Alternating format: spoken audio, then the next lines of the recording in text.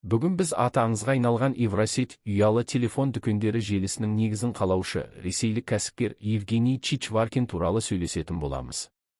Менің ойымша, бұл атау сізге таныс, өйткені Евросеть сауда орталықтары тек Ресейде ғана емес, посткеңестік кеңістікте де нарықты жаулап алды. Қазіргі уақытта бұл компания 5000-ға жуық байланыс дүкендерін қамтиды, бірақ бір кездері бәрі Мәскеудегі Ленинский даңғылындағы бір дүкеннен басталды.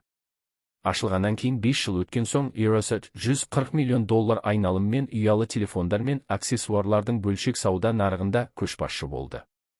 Ашылғанына 10 жылдан аз уақыт өткенде, Евросеть ресейлік ұялы телефон нарығының 40 дерлік иеленді.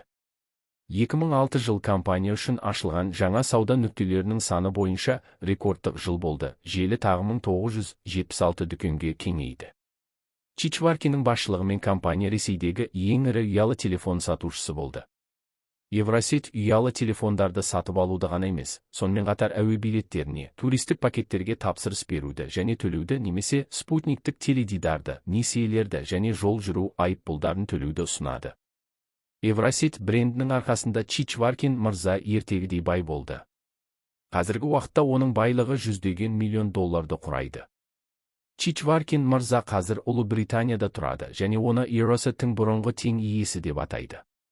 Ол белгілі бір жағдайларда X префиксін және жаңа тұрғылықты жерін алды, ол туралы кейінірек айтатын боламыз. Болашақ кәсіпкер 1974 жылы Нева қаласында дүниеге келген, немесе Чичваркиннің айтуынша дүниеге физикалық түрде келген. Кейбір деректерде оның туған жері ретінде Астана көрсетіледі. Бұл шатасушылық Евгений Мәскеуде ресми тіркелгендіктен пайда болды. Қалай болғанда да, Чичваркин өзі туралы сенімді түрде айта алады. Мен Кеңес одағында тудым, мен КСРОда болдым. Әкесі азаматтық ұшқыш, ал анасы сыртқы сауда министрлігінде инженер-экономист болып жұмыс істеген. Бала кезінен жене күрделі тапсырмаларды орындауға тартылды. Мұз айдынында кезекке тұруды емес, сөзбе-сөзде, астарлы мағынада да қоршаудан асып кетуді жөн көрді. Чичваркин мектепте оқып жүргенде саудамен айналыса бастады және тапқан ақшасын негізінен музыкалық жазбаларға жұмсады. Жақсы оқу үлгеріміне қарамастан Евгений барлық дерлігі алды. Ол бақыланбайтындығына байланысты комсомолға қабылданбады. Чичваркин өскен қайта құру кезеңін қарапайым деп атауға болмайды. Маған тура келді. Сіздің ойыңызды ұшу үстінде қайта құрылымдаңыз, өйткені кім ептілікті, жылдам реакцияны және көрсете алмаса. Жағдайларға бейімделе отырып, ол осы аш уақытта маңызды емес болып қалды. Чичваркиннің бір рецепті: белсенді өмірлік ұстанымды сақта және ойыңда икемді бол. 1990 жылдан 1994 жылға дейін Чичваркин саудада өмір сүру мектебінен өтті. Жас кезінде мен КСРОның ыдырауы және болашақ Ресей Федерациясының жаңа нарықтық экономикасының қалыптасу кезеңіне бас идім. Ол өзінің алғашқы кәсіпкерлік тәжірибесін орта мектептің жоғары сыныптарында 70 тиынға космос темекісін сатып алып, сыныптастарына 1 рубльге қайта сатады. Содан кейін рекордтар мен тырнақ бояуы болды. Осылайша қайта сатудан тапқан шамалы тиын жас кәсіпкерге әсер етпей, ақша табудың тиімді жолдарын іздей бастады. Сөйтіп ол заттарды консигнация дүкендері арқылы қайта сата бастады. Мысалы, ол бір дүкеннен 50 рубльге спорттық костюм сатып алып, екіншісіне 400 рубльге сатты. Мектептен кейін бірден Евгений мемлекеттік басқару академиясына оқуға түсті. Онда анасы оқыды, ал әкесі сол жерде курстарға барды. Негізі, бұл оқу орны тек осы критерийлер бойынша таңдалды. Студенттік өмір.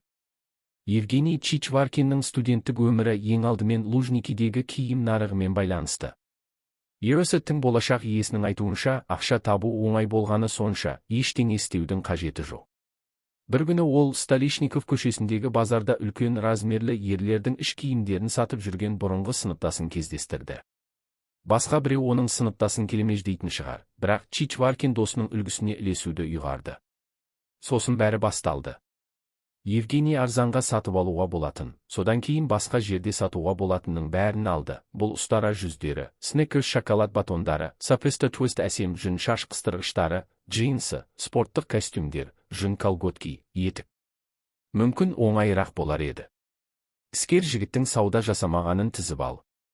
Лужникидегі киім-кешек базарының кассасының артында да Чичваркин тапқырлық танытты. Адамдар одан да қымбатқа сатып алды. Өйткені Женя тауарларды ең жақсы жағдайда ұсынды, үтіктелген.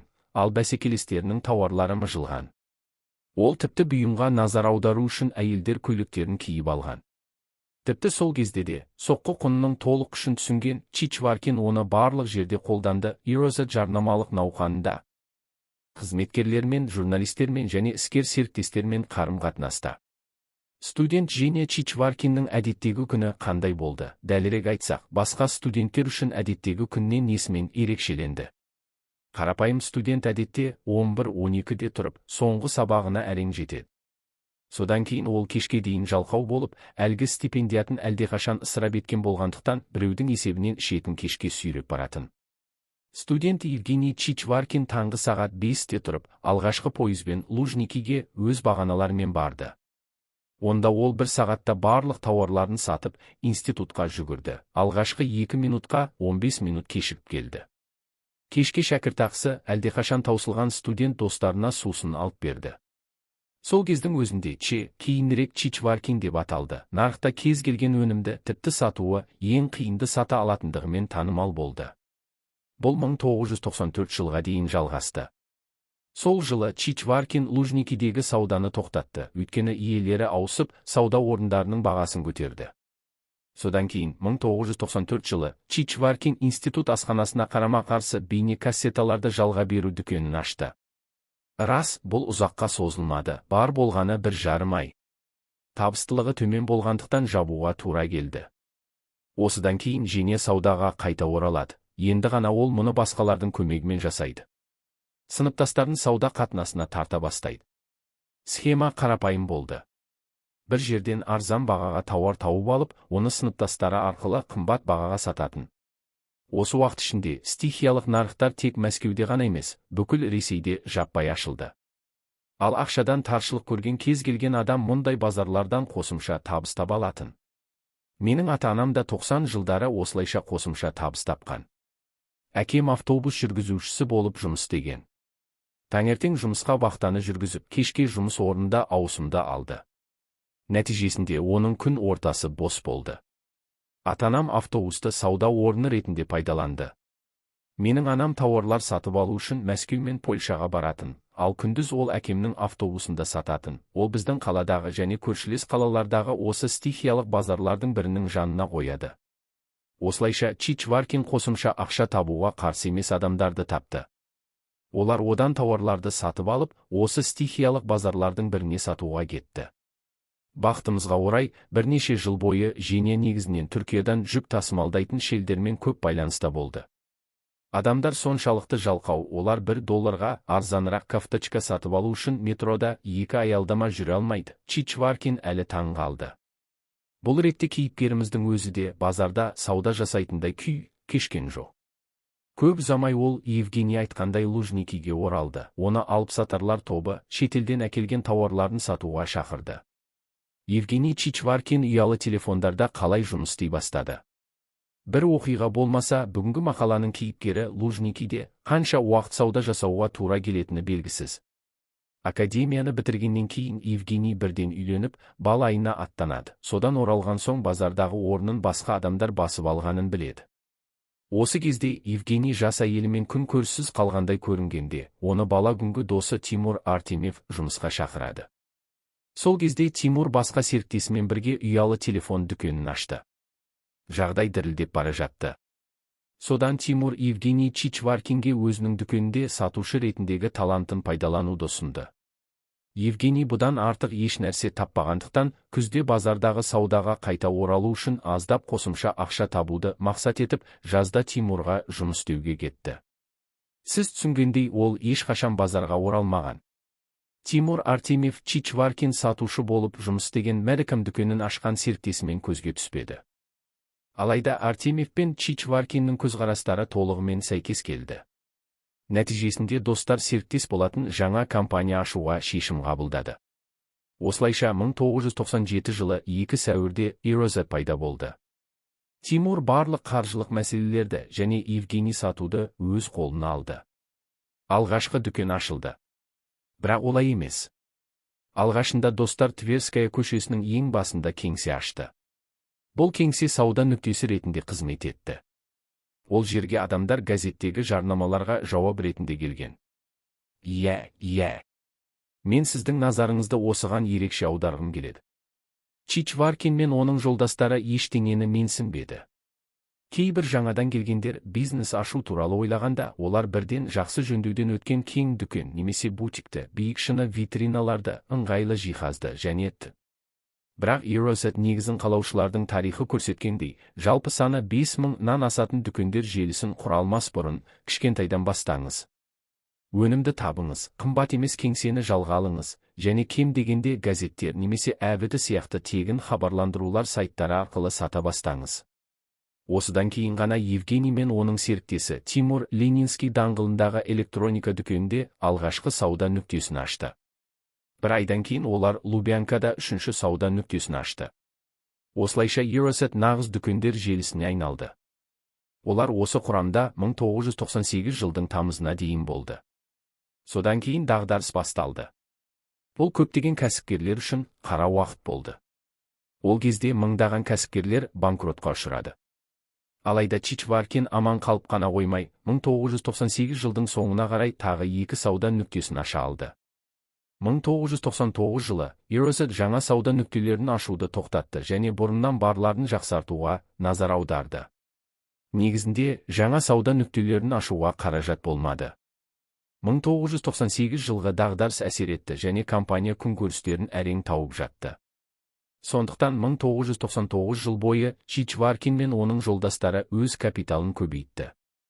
Айта кетейік, жаңа бөлімшелерді ашпау туралы ұсыныс қаржыны басқарған Тимур Артемьевтен шыққан. Мен де айтамын, бір бас жақсы, екеуі жақсы.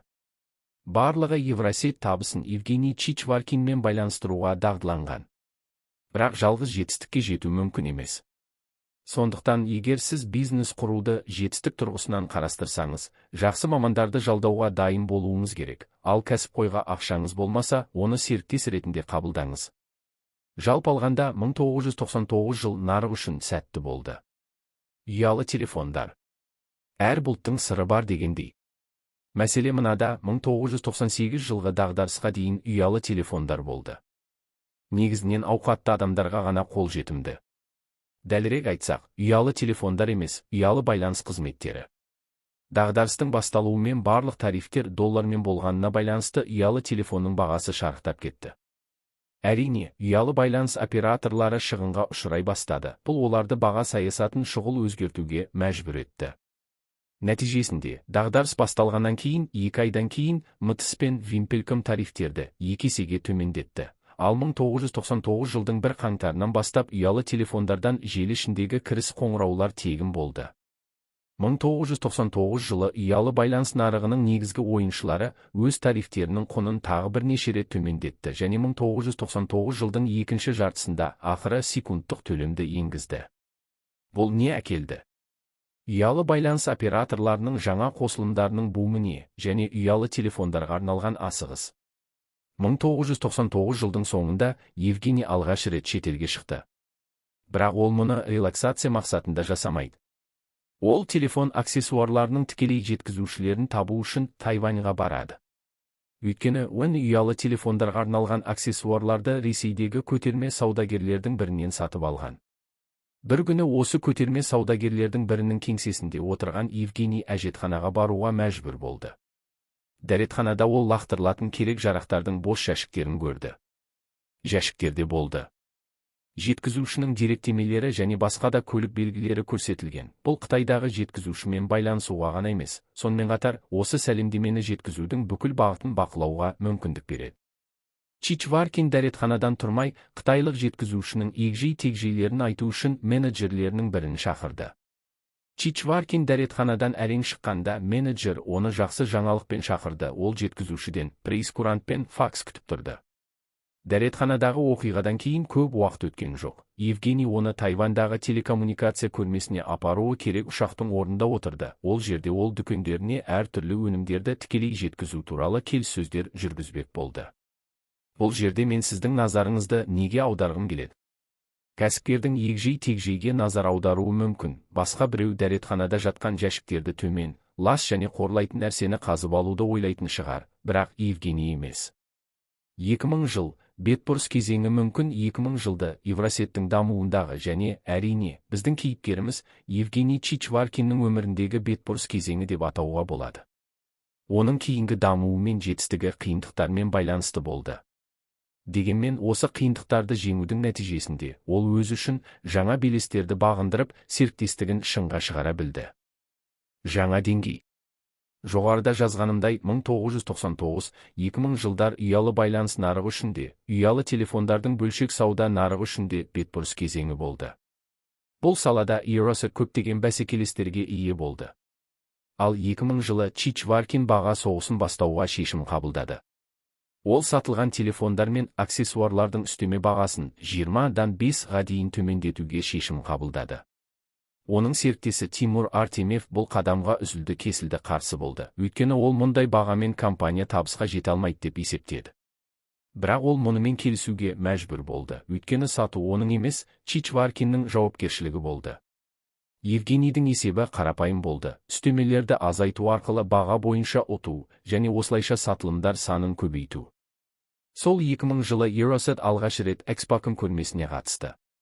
Осымен қатар серіктестер радиода жаңа баға саясатына баса назар аударылатын жарнамалық науқанды бастауды шешеді. Міне, ең жаман нәрсе осы жерде болады. Чичваркин Евросет, бағалар жай ғана ақылсыз жарнамалық науқанның бастапқы нұсқасын Евросет бағалары жай ақылсыз деп өзгертуді ұйғарды. Қай әріпті ауыстыру керектігін өзіңіз болжай аласыз деп ойлаймын. Неліктен мен жоғарыдағы тырнақшаға ең қорқынышты нәрсе болады деген сөйлемді жаздым. Өйткені Чичваркиннің көзімен құлағын қоршап алғандардың бәрі мұны естігеннен кейін басынан шығып кетті. Барлығы оны жынды деп ойлады. Радиостанциялар әдепсіз сөздерді қамтитын жарнамаларды қабылдаудан бас тартты. Барлығы шындық емес. Бұл жарнаманы таратқандар да болды. Ал оны қоймағандар үшін біз «әт» сөзіндегі әрпін стандартты «п» дегенге ауыстыруды шештік. Бірақ Чичваркин берік болды. Сіздің шешіміңізде. Ол шынымен көзге түсіп, өз компаниясына назар аударғысы келді. Бұл бетбұрысты сәттердің бірі болды, өйткені дәл осы сәттен бастап Евгений Чичваркин мен Евросет өздерінің ашушаң әрекеттерімен жұртшылықты үнемі таң қалдыра бастады. Жалпы жарнама жұмыс істеді. Дәлірек айтқанда, жарнама телефондардағы бағаны азайтуға арналған ставкамен бірге жұмыс істеді. Бұл туралы Чичваркин мырзаның өзі былай деді. Тексеру шындыққа сәйкес келмеді. Біз педальды еденге бастырдық. Ал кетті.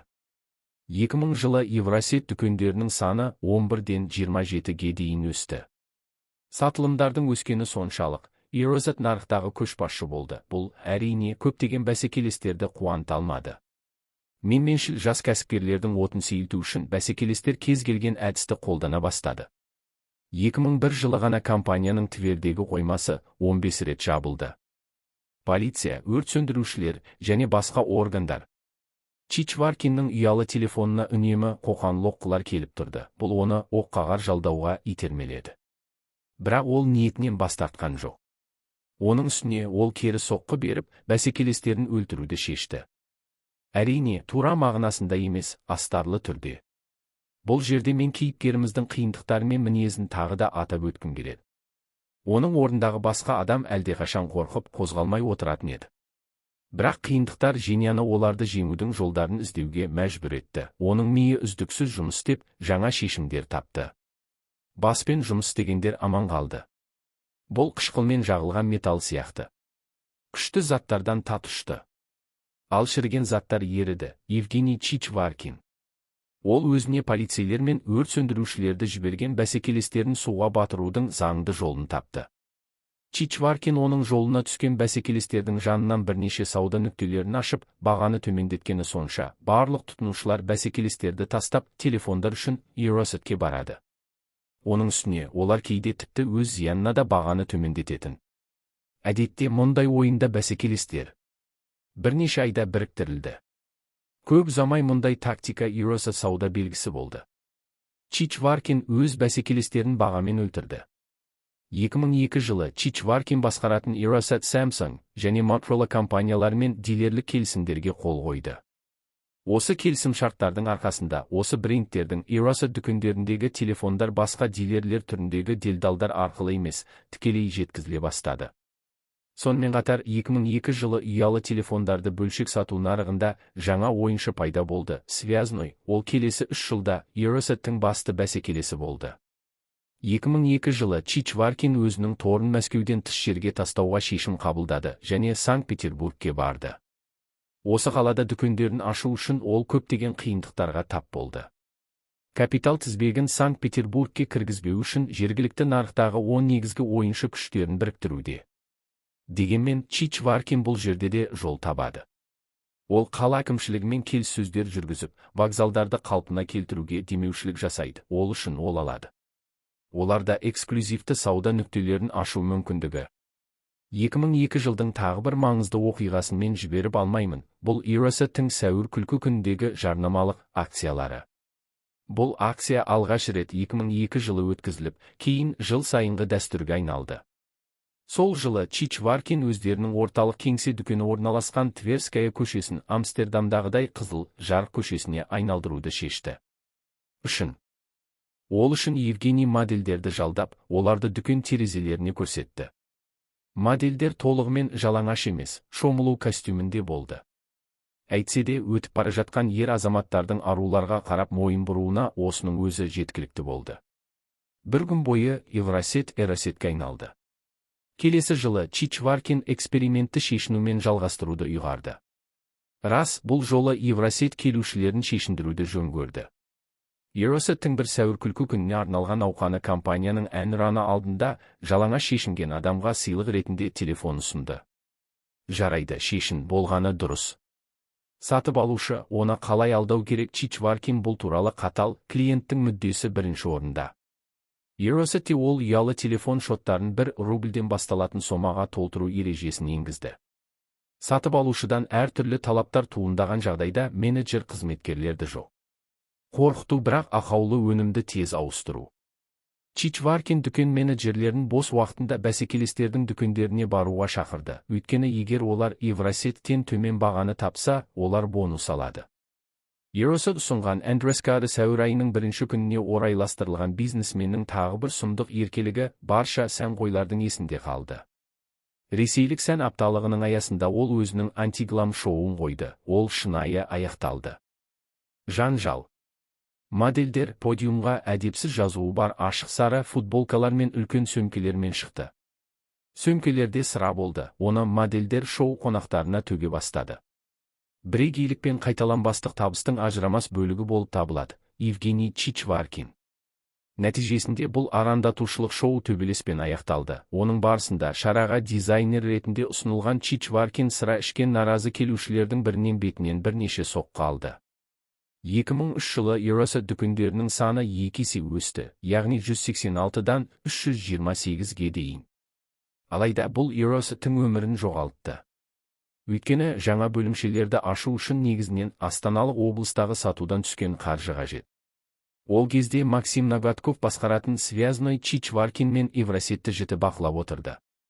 Eirosat-тің Мәскеу мен Санкт-Петербургтегі табысы төмендеді. Бұл компанияның даму үшін банктерден алған несиелерін төлеуді және сату үшін өнімдерді сатып алуды қиындата түсті. Ал аймақтардағы филиалдар рентабелсіз болды. Барлық сарапшылар бірауыздан Eirosat-тің өмір сүруіне ұзақ уақыт жоқ деген пікірге келді. Осы кезде Чичваркин төтенше жағдай жариялайды. Астындағы компаниядағы лауазым ұраны, бәрі майдан үшін, бәрі жеңіс үшін. Евгений іс әсіресе нашар болып жатқан аймақтарға өзі барып, онда тәртіп орнатты. Нәтижесінде Eirosat жаман жолды еңсере алды және ол бәсекелестерінен тез алыстай бастады. 2004 өткен жылмен салыстырғанда сауда нүктелерінің саны 3 есеге өсіп, 1117-ге жетті. Компанияның айналымы $970 миллион жетті. Сол жылы Чичваркин өзінің біріншісін жіберді. Қызметкерлерге түсті хат келді. Оны қызметкерлер кейіннен интернетте жариялай бастады және олар желідегі танымал әзілге айналды. Чичваркиннің персоналды басқаруға деген көзқарасы ерекше сөздерді қажет етеді. Евгений Айн Рэндтің «Атлас иығындағы» кітабын өте жақсы көреді. Ол оны кәсіпкерліктің нағыз киелі кітабы деп санайды. Еуросетте бұл жұмысты жұмыс күні оқуға болады.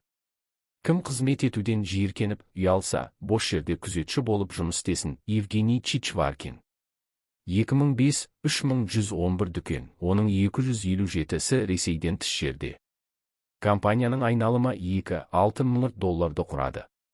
Өткен жылмен салыстырғанда 2,5 еседен астам жылдам өсу Eurosеттің нарықта желілер арқылы ұсынылған кішігірім бәсекелестерді сатып ала бастауымен байланысты болды.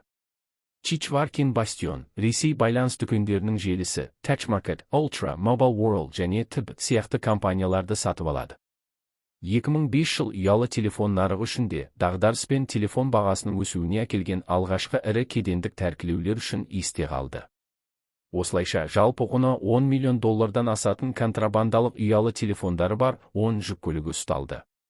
Шереметьево әуежайында да бірнеше ұшақ контрабандалық жолмен ұсталды. Мұның бәрі телефон импорттайтын компаниялар жасырынып, Ресейге жаңа өнім жіберуді тоқтатқандықтан нарықта дағдарыс тудырды. Нәтижесінде, Чичваркин мен нарықтағы басқа ойыншылардың сатып алатын ештеңесі болмады. Телефондар 10-дан 40-ға дейін қымбаттады. Eurosat нарықтағы ең ірі ойыншы ретінде ең нашар болды. Алайда бұл жолы мәселе ақыр соңында компанияны одан сайын күшейтті. Өйткені Евгений мен оның серіктестері ішкі нарықта көбірек телефон сатып алмай, шетелден сатып алып, өздері импорттауды шешті. Соңының басы. Оның пайдасы мен ықпалы артқан сайын, Eurosat назар аудара бастады. Тұрақты табыс әкелетін көтерілген ранд оны жасаушы Чичваркинге буржуазияның тыныш тәтті өмірін өткізуге мүмкіндік бермеді.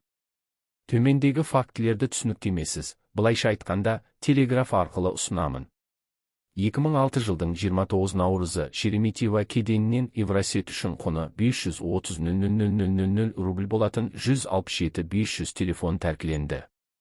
2006 жылдың 24 тамызы қылмыс белгілерінің болмауына байланысты іс жабылды. Кейбір телефондар жойылды. 117-500 телефон Евросетке қайтарылды.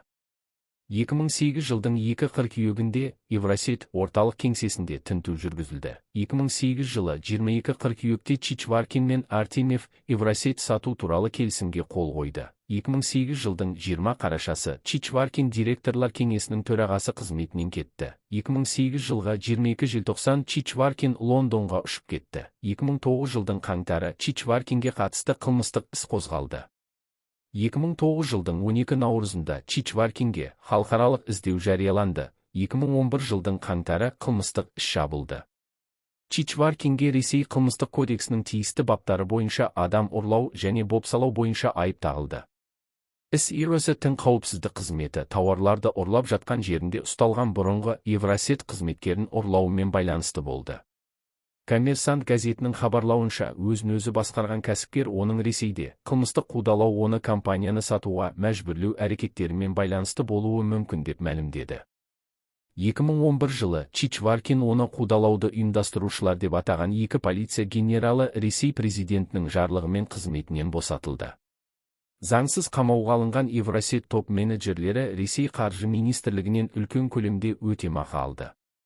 Сонда бәрі бақытты аяқталады ма? Бейнеконференция барысында РИА Новости ұйымдастырған Чичваркин Ресейге қуана оралатынын мойындады, өйткені бұл оның отаны, бірақ ол жаңа қудалаулардан қорқады. Егер жаңа элита тікелей сайлау арқылы келіп, елді әдемі, еркін және күшті ететін болса, мен қайтып келе аламын, яғни ешқашан деп түйіндеді ол. Дегенмен Чичваркин мырза Тұманды Альбионда жалықпайды. Англияда жүргенде ол шет тілдері бойынша білімін жетілдірді, балалармен көбірек араласа бастады, тіпті поло ойнауды да үйренді. Сонымен қатар, Чичваркин Ұлыбритания нарығында шарап бизнесінде өзін сынап көруді шешті. 2012 жылдың наурыз айында сол Тимур Артемьевпен бірге Гедонизм сусындар компаниясын ашты. Артемьев компанияның иесі, ал Чичваркин негізгі инвестор. Eurosетке келетін болсақ, бірқатар иелері мен менеджерлерін ауыстырған компания әлі де табысты бизнес болып қала береді. Бұрынғы Чичваркиннің суреті 2010 жылдың желтоқсанында жаңасымен ауыстырылды. Компанияның шығармашылық директоры атақты режиссер, сценарист және актер Иван Охлобыстин болды. 2011 жылдың наурыз айынан бастап компания ребрендингті бастады. Желінің жаңа символы, Erosa дүкендерінің қолтаңбалық канарей стилін сақтайтын сары терьер. Сол 2011 жылы Forbes журналы Чичваркиннің күш-жігерін атап өтіп, оны ең ерекше ресейлік бизнесмендердің бірі деп атады. Евросеть өзінің табысына көп жағдайда оның корпоративтік идеологының харизмасына қарыздар. Эксцентрик Чичваркиннің бейнесі Erosa-тың бүкіл стратегиясына тарады, ол да клиенттерді тарту үшін жұмыс істеді. Мысалы, 2006 жылы Erosa компаниясының Сібір бөлімшесі топ-менеджерлерінің жалаңаш суреттері бар сыйлық күнтізбесін шығарды. Евгенийдің өзі де, оның қызметкерлерінің де бизнес жүргізудегі стандартты емес тәсілін атап өткім келеді. Бірақ бұл бәрібір ештеңе істемегеннен, клиенттердің сізге келуін күткеннен жақсы. Дәл осылайша қаншама кәсіпкерлер бизнес жүргізеді. Сауда орталықтарына барғанымда кейде демалыс күндері ғана келетін зеріктірілген сатушылардың мұңды жүздерін көріп көңілім көтеріледі. Оның алтын Vertu ұялы телефоны, ескерту, бұл сөз ұялы телефон болғандықтан тырнақшасыз. Шын мәнінде қымбат металдан жасалған джинсы және қызыл кроссовкалармен бірге, мұнда сіз экстравагант Евгенийдің әдеттегі кеңінен жарияланған бейнесін аласыз. Жоқ, бұл китч емес, өзін жарнамалау құралы, өйткені Чичваркин бизнес элита тозған джинсыға костюмдерін ауыстырса, бірден фрак киетінін мойындайды. Ерекшеленіңіз, ерекшеленіңіз, және тағы да ерекшеленіңіз. Ұлы Ченің бізге өсиет еткені осы. Шетелдік бизнес. 2012 жылдың наурыз айында Чичваркин өзінің ескі досы Тимур Артемьевпен бірге Hedonism Drinks компаниясын құрды. Кәсіпкер компанияның негізгі инвесторы болды. Сол жылдың күзінде Лондонның жақсы аймағында Евгений ашылған Hedonism Wines элиталық шарап нарығында. 2 қабатты дүкенде бір бөтелке шарап, немесе шампан бағасы айтарлықтай бюджеттен, шамамен $10 басталып, 6 миллион элиталық деңгейге жетті. 5 жыл ішінде шарап жобасы алдымен өзін-өзі қамтамасыз етіп, кейін айтарлықтай пайда әкеле бастады. Гедонизм шараптарын одан әрі дамытудан бас тартпай, 2018 жылы Чичваркин тағы бір мекеме Хайд мейрамханасын ашты. Бірлескен иелері Тимур Артемьев пен Евгенийдің кәдімгі әйелі Гатьяна Фокина болды. Лондондағы жасыл саябаққа қарама-қарсы орналасқан жеке лифті бар 3 қабатты мекеме ашылғаннан кейін, 6 айдан кейін Мишлен жұлдызына ие болды. Тек сәнді интерьерге инвестиция салу. Мейрамхананың құны шамамен 1,5 миллиард рубль болды. Евгений Чичваркиндің жеке өмірі. Евгений Чичваркин өзінің шектен шыққан бейнесін талқылауға қуанышты болғанына қарамастан, ол әрқашан өзінің жеке өмірін баспасөзден жасырды. Оның үстіне, ол мұны шебер орындағаны сонша, 2000 жылдары оның дәстүрлі емес бағыты туралы қауесеттер пайда бола бастады. Бірақ белгілі болғандай, Erosa танымал болған кезде, кәсіпкер ұзақ уақыт бақытты некеде болды. Чичваркин әйелі Антонинамен кездескені және оған қалай ұсыныс жасағаны туралы айтпады. Бірақ тойдың екінші күнін қуанышпен еске алдым. Содан кейін біз Будырлы Запорожецте жағажайға бір топ тамақ әкелдік, бұл бақыт болды деді кәсіпкер сағынышпен. 1998 жылы Антонина мен Евгенийдің Ярослав есімді ұл, 2006 жылы Марта есімді қызы болды. Қылмыстық іс қозғалғаннан кейін отбасы Чичваркинді қолдап, онымен бірге Лондонға көшіп кеткен. Британ астанасында олар Суррейдегі үлкен үйге қоныстанды. 2016 жылы Евгенийдің әйелімен ажырасқаны туралы қауесеттер пайда болды. Белгілі болғандай, Чичваркин бірнеше жыл бұрын кәсіпкерден 13 жас кіші Татьяна Фокина есімді әйелмен қарым-қатынаста болған. Ол Санкт-Петербургте туып өскен және ашық университет жобасында жұмыс істеген. Майкл жасаған. Ходорковский, содан кейін Лондонға көшті. Ол Чичваркин мен шарап дүкенінің менеджері лауазымына сұхбат бергенде кездесті. Ерлі зайыптылар қалыңдықпен күйеу жігіттің киіміндегі фотосуреттерін көрсету арқылы үйлену туралы қауесетті жалғастырды, бірақ олар ешқашан некелерін ресми түрде тіркемеген. 2015 жылы Татьяна Алиса есімді қызды дүниеге әкелді. Ал 2021 жылы Евгений жаңа отбасымен Челсидегі таунхаусқа көшті. Біз төбенің биік болуын, жарықтың көп болуын қаладық, сондықтан үйлердің 85%-нан бірден бас тарттық деді кәсіпкер. Евгений Чичваркин қазір. 2020 және одан кейін 2021 жылға пандемия мейрамхана бизнес үшін қиын жылдар болды. Чичваркиннің мейрамханасы шығын көрсетті. Евгений өз қызметкерлерін мемлекеттік субсидияларға ауыстыруға мәжбүр болды. Бізге суда қалуға көмектескен жалғыз нәрсе бұл құлыптау кезінде өзекті болған Хайдерхама азық-түлік жеткізу қызметін іске қосу. Бірақ 2021 жылдың қаңтарында Бақ мейрамхана ғимаратының Metro Bank'ке кепілге қойылғанын хабарлады. Содан кейін Чичваркиннің Лондонның беделді аймағындағы сәнді пәтері 2017 жылы дәл сол банкке кепілге қойылғаны белгілі болды. Түскен қаражат Хайд мейрамханасын ашуға жұмсалған көрінеді. Көрінетін қаржылық қиындықтарға қарамастан Евгений гастрономиялық бизнесті дамытуды жалғастырды. 2021 жылы Лондонда Hedonist Wine шарап дүкенінің жанында қалқымалы мейрамхана ашылды. Жасыру бұл бірнеше күн бойы ашылатын шағын дәмхананың форматы. Кішкентайдың танымалдығы. Лондондықтар қымбат емес таңғы ас іше алатын бистроның жетістігі соншалық. 2022 жылы Чичваркин мен Татьяна Фокина осындай атаумен тұрақты шағын кафе ашуға жұмыс істей бастады. Осы мақаланың соңында мен сізге Чичваркин мырзаның бизнесті қалай жүргізуге және табысты кәсіпкер болу керектігін түсінуге көмектесетін бірнеше дәйек сөздері мен мәлімдемелерін бергім келеді. Еңбекқор адам көлікті өте төмен жылдамдықпен мақсатты түрде ұзақ уақыт жүргізетін жүргізуші сияқты. Өйткені ол редукторды ауыстыруды ойламады. Ол үшін процестің мүддесі үшін. Нәтижеге тәуелді болған дұрыс, нәтиже үшін жұмыс істеу. Одан да жақсы жеңіс қойшысы Евгений Чичваркин. Сатып алынды және сатылды. Барлығы мүмкіндігінше тез айналуы керек, Евгений Чичваркин. Адамдар ақша табу үшін жұмыс істейді. Ақша еркіндікке жету құралы. Егер рахатпен тапқан ақша сіздің өміріңізді әсерге толтыруға және білімге деген құштарлықты қанағаттандыруға мүмкіндік берсе, онда өмір сәтті болады. Егер сіз күнді көре алмайтындай қатты жұмыс жасасаңыз, неге жұмыс істеп жатырсыз? Евгений Чичваркин. Ең дұрысы, бизнес иесі өзінің не екенін білгені жақсы болар еді.